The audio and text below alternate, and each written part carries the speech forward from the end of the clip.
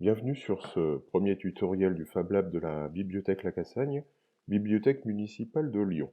Aujourd'hui, nous allons nous initier à un petit module qui s'appelle Arduino. Alors Arduino, c'est quoi? Nous pourrions définir ce petit objet bleu comme un microcontrôleur que l'on peut programmer et utiliser pour contrôler des circuits. Il interagit avec le monde extérieur à travers des capteurs, des LED, des moteurs, des haut-parleurs, des piézos, et même avec Internet. Les schémas de ces cartes électroniques sont publiés en licence libre. Ce microcontrôleur peut effectuer des tâches très diverses comme la domotique, c'est-à-dire le contrôle des appareils domestiques, ou encore le pilotage d'un robot. Mais pour l'instant, explorons les bases. Examinons cette carte de type Arduino Uno. Vous pouvez aussi tout aussi bien utiliser des cartes Genuino, c'est les mêmes types de cartes, hein. Il n'y a pas de problème à cela. Ici, je vous ai entouré en un les connexions électriques, c'est-à-dire là où on alimente la carte, hein. Ici, vous avez donc une alimentation en 5 volts ou en 3 volts 3, et aussi, bien entendu, puisque nous sommes dans de l'électronique, la terre, et donc tout ce qui est ground, c'est-à-dire la masse, vous avez deux sorties ici. Juste à côté, quelque chose de très important, vous avez donc les entrées analogiques, vous en avez 1, 2, 3, 4, 5, 6, donc qui vont de 0 à 6 entrées analogiques. Et sur le côté droit de la carte, vous avez donc des entrées-sorties digitales, c'est-à-dire des entrées-sorties numériques. On peut essayer de définir qu'est-ce qu'une entrée analogique, qu'est-ce qu'une entrée-sortie numérique. Simplement, une entrée et un signal numérique se définit par soit haut, soit bas, c'est-à-dire high ou low, alors qu'un signal analogique, c'est un signal qui a une infinité de valeurs, hein, qui prend une infinité de valeurs. Pour mieux comprendre, on peut comparer le signal analogique avec un verre d'eau.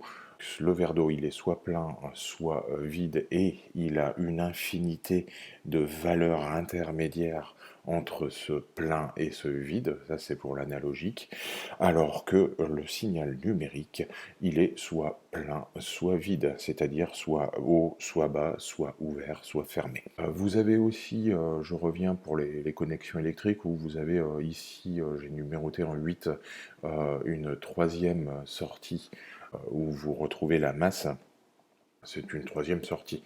Autre chose importante au niveau de la carte, vous avez ici ce qui concerne la connexion USB, donc vous avez ici une connexion USB 2 qui vous permet de relier votre Arduino Uno à l'ordinateur afin d'y téléverser bien sûr le code que vous avez créé pour faire en sorte de faire fonctionner votre carte. Juste en dessous, ici, vous avez l'alimentation qui vous permet d'alimenter électriquement cette carte. Donc pour finir sur cette description, ce qu'il y a de plus important sur cette carte, nous retrouvons le microcontrôleur, c'est une puce Atmel. Attention, c'est un microcontrôleur, et il faut bien distinguer le microcontrôleur du microprocesseur. Un Raspberry Pi par exemple, nous verrons un tuto par la suite sur qu'est-ce qu'un Raspberry Pi et comment peut-on l'utiliser. Le Raspberry Pi, lui, dispose d'un microprocesseur, alors que les cartes Arduino disposent de microcontrôleurs. Qu'est-ce qu'un microprocesseur? Donc techniquement parlant, c'est un moteur de calcul, hein, programmable qui est constitué d'unités arithmétiques, de logique, voilà, de tout ce qui est processeur, de registres qui sont capables d'effectuer des calculs, alors qu'un microcontrôleur, lui, ne prend pas du tout de décision. C'est-à-dire que le microprocesseur va, lui, techniquement parlant, prendre les décisions, alors que le microcontrôleur, lui, ne va pas prendre les décisions, mais il va exécuter ce que vous lui ordonnez via le code que vous lui avez inséré. En conclusion, un microprocesseur peut effectuer des opérations générales, hein, pour plusieurs tâches différentes. Au contraire, le microcontrôleur, lui, il peut effectuer des tâches définies par les utilisateurs qui donc lui ont ordonné de faire des choses. Donc voilà pour la carte Arduino. Passons maintenant au logiciel d'environnement, de développement. Le logiciel de développement Arduino qui est une IDE, I pour Integrated, D pour développement et E pour environnement. Ce type d'applications sont des environnements de développement intégrés qui permettent en effet que vous puissiez programmer dans certains langages informatiques, à savoir ici en C ou en C++, et qui compilent les informations que vous avez rentrées pour donner l'information justement à un module, ici en l'occurrence une carte Arduino. Donc de quoi est composée cette IDE, à savoir que comme vous pouvez le constater, je suis sur un environnement Macintosh, mais tous les onglets qui vont être décrits et que vous allez voir sont les mêmes, que ce soit sur Windows ou sur Linux. Il y a juste l'emplacement qui est différent.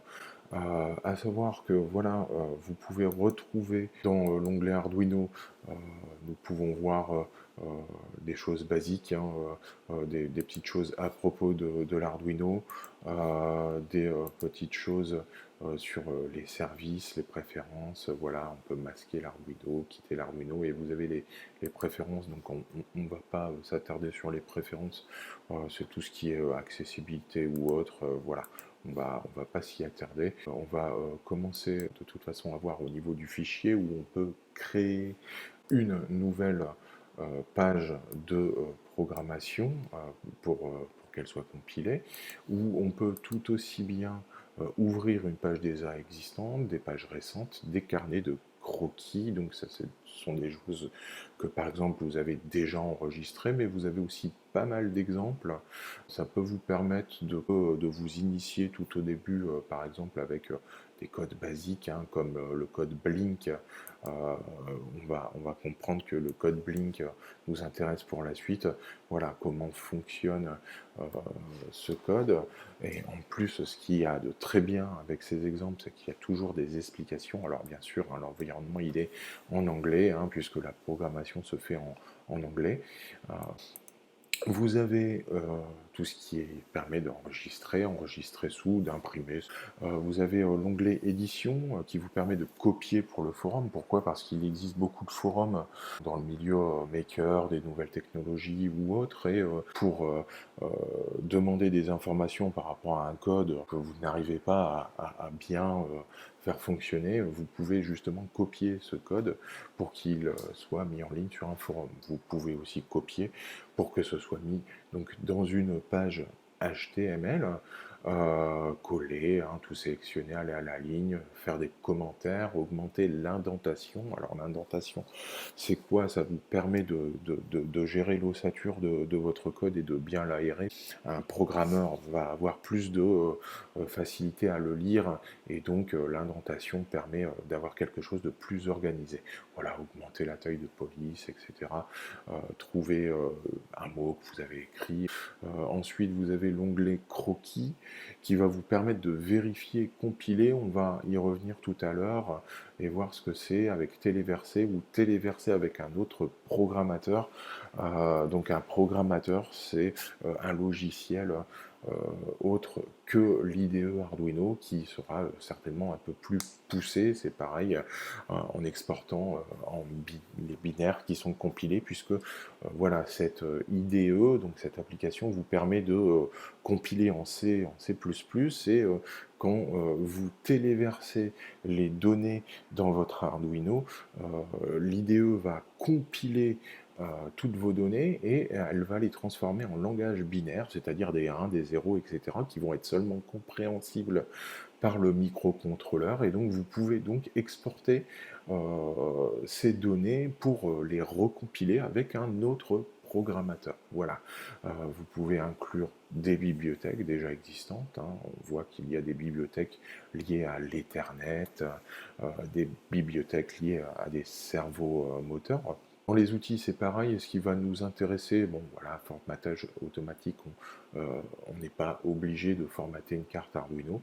On pourrait, on peut réparer l'encollage, on peut avoir accès au moniteur série ou traceur série de la carte Arduino. Ici, on ne pourra pas puisque j'ai pas de carte Arduino qui est branchée. Et surtout, j'ai pas de code qui est rentré dans l'application et donc ce ne sera pas fonctionnel. Mais ce qui nous intéresse surtout au niveau des outils, c'est le type de carte.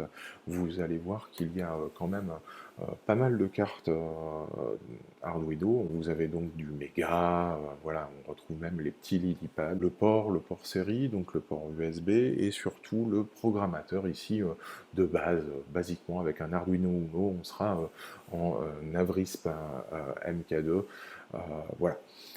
Vous pouvez retrouver une aide qui peut être justement pour débuter, une aide dépannage, etc., qui va donc vous lier aussi en même temps au tutoriel. Juste en dessous de la barre des tâches, vous voyez un nom qui est donné à votre sketch, à savoir que voilà, c'est le sketch de novembre, du 20 novembre. Vous avez un petit sigle à côté qui ressemble à deux S entrelacés. Ça veut tout simplement dire que le sketch n'est pas sauvegardé, donc on peut sauvegarder directement, hein. Vous allez dans Fichier, Enregistrer sous, vous retrouvez l'emplacement, donc vous pouvez très bien le mettre sur le bourreau où vous souhaitez, hein, voilà. On va le mettre dans ce sketch, voilà, on va faire enregistrer. Ici, vous allez pouvoir rentrer toute votre programmation, tout votre code. Je vous rappelle, hein, c'est du langage C, C++. Sur la droite, vous avez le moniteur de série, hein, puis vous avez une flèche qui vous permet de renommer, de faire un nouvel onglet, de supprimer, d'aller sur l'onglet précédent, etc. Voilà. Ici, le code, et donc ce code peut être vérifié. Ici, vous avez l'onglet vérifier, ou si je clique dessus, vous voyez, vous avez la compilation du croquis, compilation terminée. On vous informe de l'état de votre code. Ici, j'ai pas du tout d'erreur. Donc, ça nous permet voilà, d'avoir une visualisation aussi des erreurs qui sont présentes dans votre code. Par exemple, si je mets directement cette fonction, si je vérifie, j'ai la compilation du croquis et la compilation terminée, il n'y a pas d'erreur. Par contre, si je fais une petite erreur, et ici on le voit déjà puisque en fait on a la fonction qui n'est plus active en orange, si je vérifie, tout de suite, l'IDE m'informe de l'erreur sur la ligne. Donc il y a le surligne. Donc si je remets ceci, je recompile et on est OK. Juste à côté, vous avez l'onglet téléversé qui vous permet de justement compiler votre code qui est en langage C, de vous le transformer en langage binaire et de donner cette information justement à votre carte Arduino, de donner l'information au microcontrôleur. Vous avez aussi un onglet juste à côté qui vous permet de créer un nouveau sketch, voilà, donc tout simplement. Puis l'onglet enregistrer qui vous permet aussi d'enregistrer, donc là comme il est déjà enregistré, il écrase ce qu'il avait déjà fait auparavant, puis un onglet ouvrir où vous pouvez ouvrir plein de librairies avec ce qu'on a vu tout à l'heure dans les fichiers ici exemple avec basique, analogue, etc. Voilà pour l'IDE, pour l'application Arduino. Maintenant nous allons passer justement à la construction du petit chenillard. On va commencer à voir déjà le matériel dont on a besoin et puis on va faire clignoter d'abord une première LED. Donc, passons maintenant à la pratique.